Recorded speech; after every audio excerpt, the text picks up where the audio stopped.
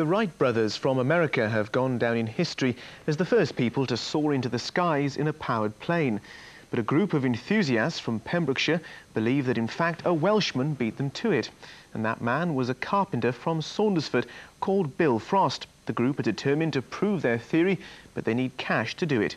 Here's Andy Collinson.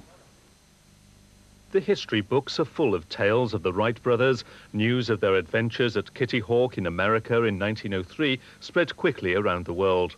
But in secluded Saundersfoot near Tenby, local people believe powered flight had already been conquered. They say this man, a local carpenter called Bill Frost, had beaten the Wright brothers by nearly a decade. His first idea came from when he was carrying a plank or a sheet of corrugated iron or something, which in the wind almost took him into the air, and he thought, I can do something about this, and this was his first thought of flying. The flight is said to have taken place behind the resort here at Griffithstown Hill.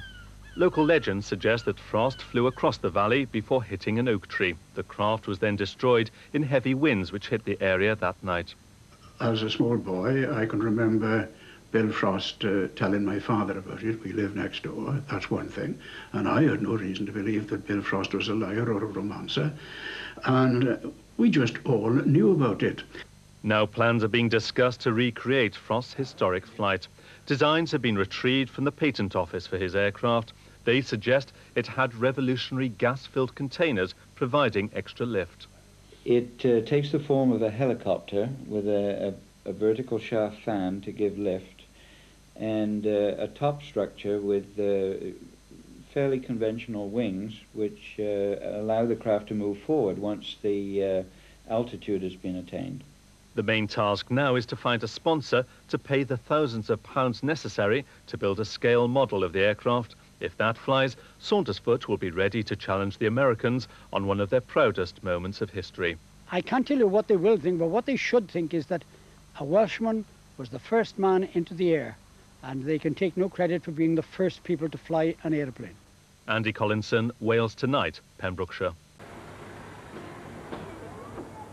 All great sailors begin with a cockle shell. It's the law of the sea.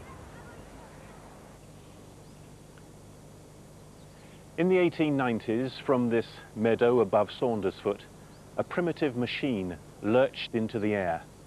The first manned flight, or was it? More than a century on, there's still argument over Bill Frost, a local carpenter who claimed to be the first magnificent man in a flying machine. A very strange one. There were three forms of lift. There was the gas, which was intended to lift the machine itself. The man-powered element, which was a horizontal rotor, which would lift the weight of Frost himself. And once he'd reached a certain height, a chosen height, he would then stop the rotor and tilt the wings, and it would become a glider. Below the main fuselage was a wire basket in which Frost himself would sit and operate the controls. But it was hand-cranked. Hand-cranked, yes indeed. A few spindly drawings give a rough clue to what Bill Frost's machine supposedly looked like.